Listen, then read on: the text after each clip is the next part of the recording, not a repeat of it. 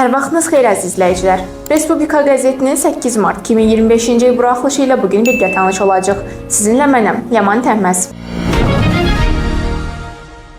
Bugünkü nömrəmiz 16 səhifədən ibarətdir. İlk səhifəmizdə yeni enerji çağına qətiyyətli addım başlığı ilə məqalə dərc olunub. Martın 5-də Türkiyə-Azərbaycan dostluq və qardaşlıq münasibətlərinin daha da gücləndirilməsi fonunda strateji əhəmiyyətə malik olan layihənin açılışı baş tutub.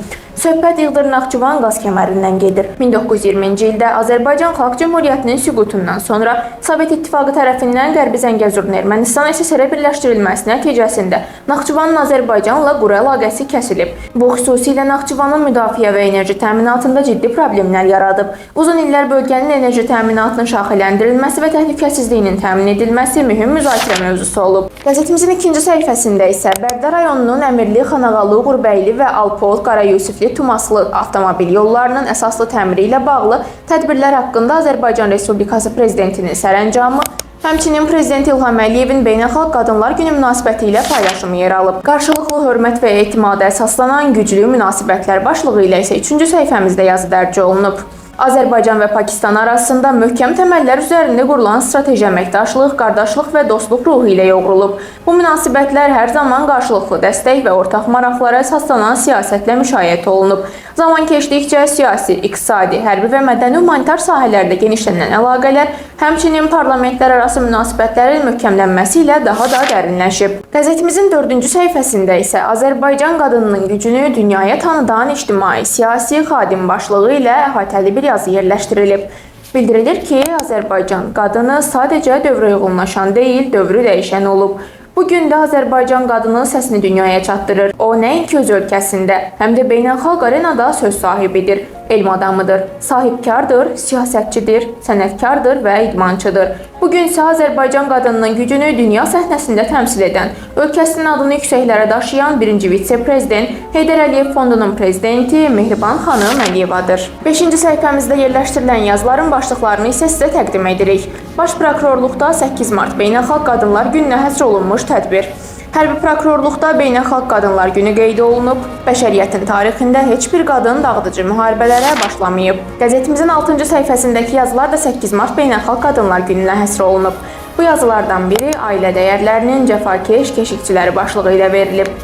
Azərbaycan qadını tarixən ailənin, cəmiyyətin və dövlətin ən dəyərli sütunlarından biri olub. O, yalnız övlad böyüdən ana, ailənin dayağı olan qadın deyil, eyni zamanda elmə, siyasətə, mədəniyyətə, incəsənətə böyük töhfələr vermiş, ölkəmizin inkişafında mühüm rol oynamışdır. 8 mart Beynəlxalq Qadınlar Günü Azərbaycanda rəsmi bayram kimi qeyd olunur və qadınlara qarşı hörmət, sevgi və ehtiram ifadəsi kimi dəyərləndirilir. Ölkəmizdə qadınlar hər zaman yüksək qiymətləndirilir. Onların cəmiyyətdəki rolu xüsusi vurğulanır. Həmçinin 7-ci səhifəmizdəki yazılar da 8 mart Beynəlxalq Qadınlar Gününə həsr olunub. Bu yazılardan biri isə ülviyyətin və zəkanın təcəssümü başlığı ilə yerləşdirilib.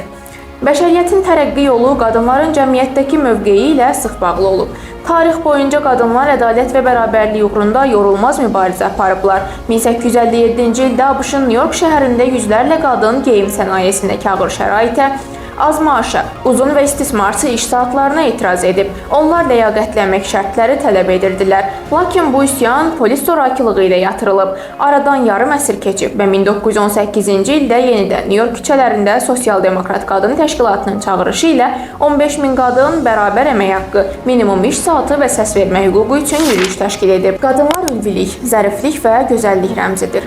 Bu yazı isə 8-ci səhifəmizə yerləşdirilib. Mart ayının gəlişi ilə yüngül bir meh təbiətin özünə məxsus ətrini ətrafa yaymağa başlayır. Yazın əsrarəngiz qoxusu sanki dünyaya yeniliyin, oyanışın müjdəsini gətirir. Torpaq canlanır, tumurcuqlar çiçək açır. Qadınların gücünün, iradəsinin, sevgisinin önəmindən bəhs edən 8 mart Beynəlxalq Qadınlar Gününün də məhz yaz fəslində qeyd olunması heç də təsadüfi deyil. Axı qadın da bahar kimidir, həyat verir, yaşadır, gözəllik və incəliyi simvolizə edir. Qadınlar bəzəkdir bütün cahana. Bu başlıqlı yazı isə 9-cu səhifədə dərc olunub. Vətən, torpaq, yurt, ocaq, bayraq, namus Azərbaycan xalqının ən müqəddəs dəyərləri, mənəvi keyfiyyətidir. Bu qiymətli ənənələr nəsildən nəslə ötürülür. Varlığına, taleyinə dəyən zərbələr nə qədər ağırlı və sarsıdıcı olsa da sınmayıb, əyilməyib, qamətini şah saxlayıb. Məmləkətimiz 2 əsr ərzində dəfələrlə təcavüzə, işğala, deportasiyaya, etnik təmizləməyə məruz qalıb. Yüz minlərlə azərbaycanlı doğma torpağından didərgin salınıb. Yurdu, evi zorla əlindən alınsa da bu xalq heç zaman büdrəməyib. Düşmən qarşısında baş əyməyib. Yad elli işğalçılara qarşı mübarizəyə qalxıb. Qan tökərək, şəhid verərək şərəfini, ləyaqətini qoruyub. 10-cu səhifəmizdəki 8 mart həsr olunan yazı isə Gəncəli Avropa çempionu başlığı ilə dərc olunub. Qədim Ellada torpağında Avropa şahmat yarışının qızıl zirvəsi fəth edildi. Gəncə şahmatçısı, beynəlxalq usta, grossmeyster Ülviyə Fətəliyeva Qocaqitədə qadınlar arasında keçirilən Avropa birinciliyinin fərdi yarışlarında böyük zəfər qazanaraq çempion oldu. Gəncəli şahmat ustası bu uğuru Yunanistanın Rodos şəhərində keçirilən Avropa birinciliyində qazanıb. Bu uğuru əldə etmək üçün o 139 beynəlxalq titullu şahmatçını mat qoyub. 11-ci səhifəmizdə isə günün siyasi nəbzi tutulub. Bu səhifədə müxalifətin xəyalları puç olur başlıqlı maraqlı bir yazı dərc edilib. Müxalifətin daxili qarşıdurması Nikol Paşinyanın maraqlarına uyğun gəlir. Xalqın etimadını bərpa edə bilməyən, bir-biri ilə savaşa girən müxalif qüvvələrin parçalanması Paşinyana hakimiyyətdə qalmaq üçün daha geniş manevr imkanları verir. Ermənistan cəmiyyətinin bir qismi hər iki eks-prezidentin Paşinyana alternativ ola biləcəyinə şübhə ilə yanaşırdı. İndi isə bu şübhələr daha da güclənir. 12-ci səhifəmiz isə iqtisadiyyatla bağlı yazılara həsr edilib ki, bu səhifədə Zəngilanda güzəştli qaydada torpaqlardan istifadəyə başlanılır. İşğaldan azad edilmiş rayonlarda bu prosesə ilk dəfə Ağalı kəndində start verilir. Başlıqlı məqalə yer alıb.